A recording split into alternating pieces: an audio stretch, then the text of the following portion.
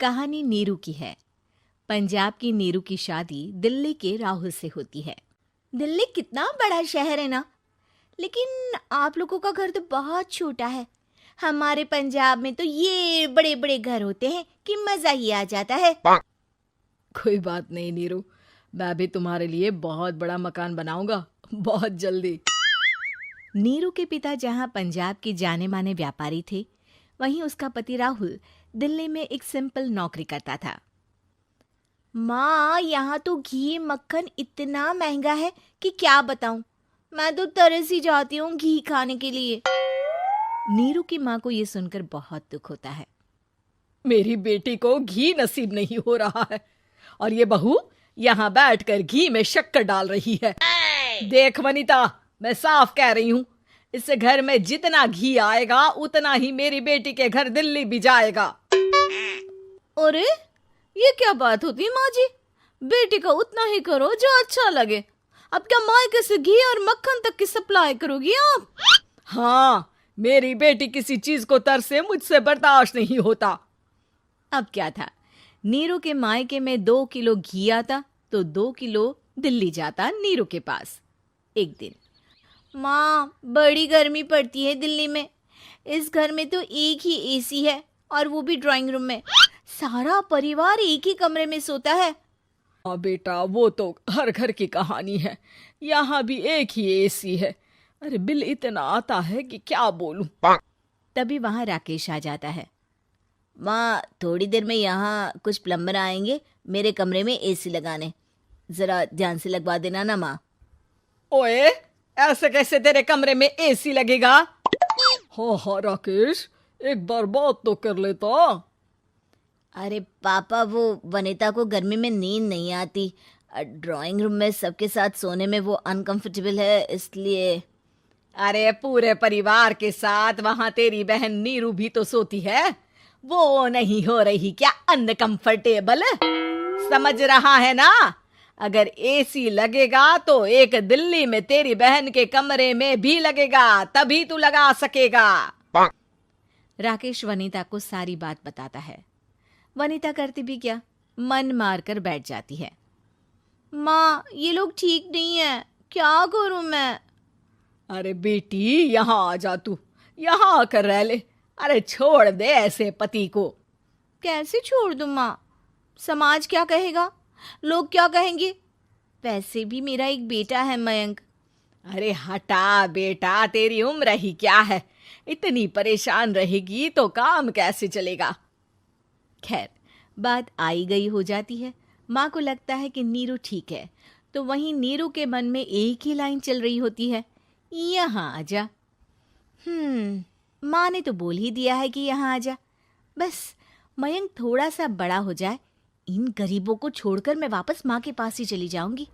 वो इसी सोच में बाजार में चल रही थी कि मैम, आपका दुपट्टा जमीन को छू रहा है।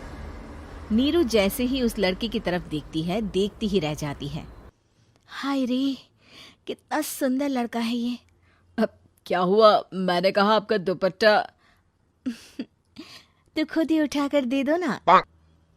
लड़का समझ जाता है कि नीरू उस पर फिदा हो चुकी है। वो उससे उसका नंबर लेकर चला जाता है। अब क्या था, नीरू और रोहित में लगातार बातें होने लगती है। मैं हरियाणा का रहने वाला हूँ, यहाँ एक बड़ी कंपनी का मैनेजर हूँ।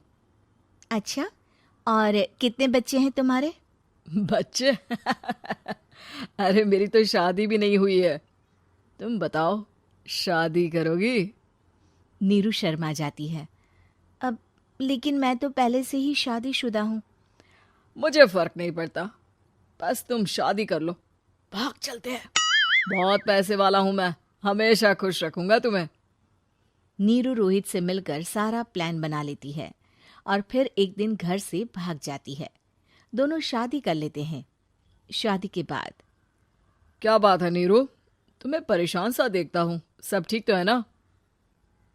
हाँ हाँ, सब ठीक है।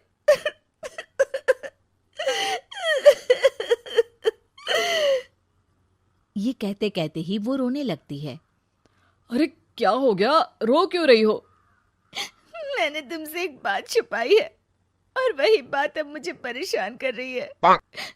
रोहित, मेरा एक बेटा भी है, उसका नाम मयंक है। क्या बात कर रही हो? ये तुमने मुझे पहले क्यों नहीं बताया? देखो नीरू, मेरी माँ को मैंने ये नहीं बताया है कि तुम शादीशुदा हो। बच्चा मैं मैनेज नहीं कर पाऊंगा। नीरू को समझ में नहीं आता कि वो क्या करे।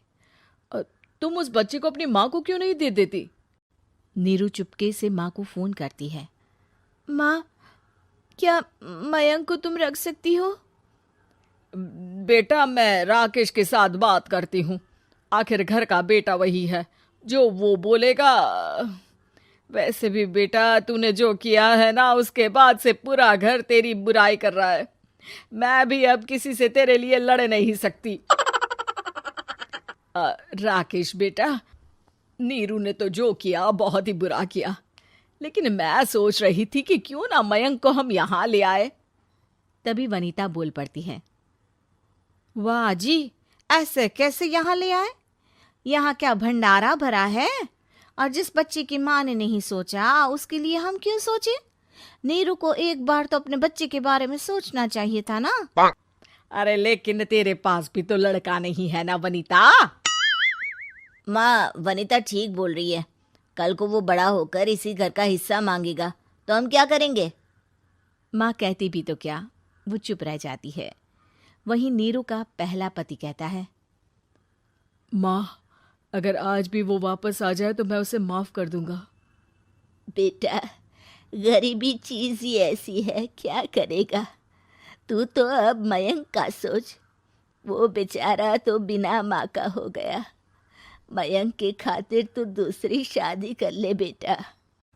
लोगों के लाख समझाने के बाद नीरू के पहले पति की शादी रिद्धि से हो जाती है, जिसके पहले पति से 2 बच्चे होते हैं। देखो जी, मैंने शादी सिर्फ बच्चे के खातिर की है। मैंने भी शादी सिर्फ बच्चों के खातिर की है। वहीं नीरू के दूसरे पति के मन में ये बात घर कर जाती है कि नीरू एक मासूम बच्चे को उसके खातिर छोड़ कर आई है। अब देखो नीरू, मुझे लगता है कि जो औरत अपनी कोख का बच्चा छोड़ सकती है, वो तो कुछ भी कर सकती है। कल को तुम्हें मुझसे अच्छा कोई मिल गया तो तुम तो मुझे भी बाय बाय कर दोगी ना।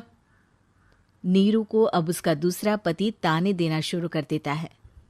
तंग आकर नीरू उसके यहाँ से भागकर अपने पहले पति के पास चली जाती है, लेकिन ससुराल में क्या लेने आई है नीरू, मयंक को? नहीं नहीं सासू माँ, मुझसे गलती हो गई, मुझे माफ कर दीजिए। नीरू, अब वक्त खत्म हो गया है, मेरी शादी हो चुकी है। तो छोड़ दो ना उसे, हमारा बच्चा है। मैं आपको अपनी माँ नहीं मानता, मेरी नहीं मान तो बात अच्छी है। नीरू मयंक की बात सुनकर समझ जाती है कि उसके पास अब ना आसमान रहा ना ही जमीन।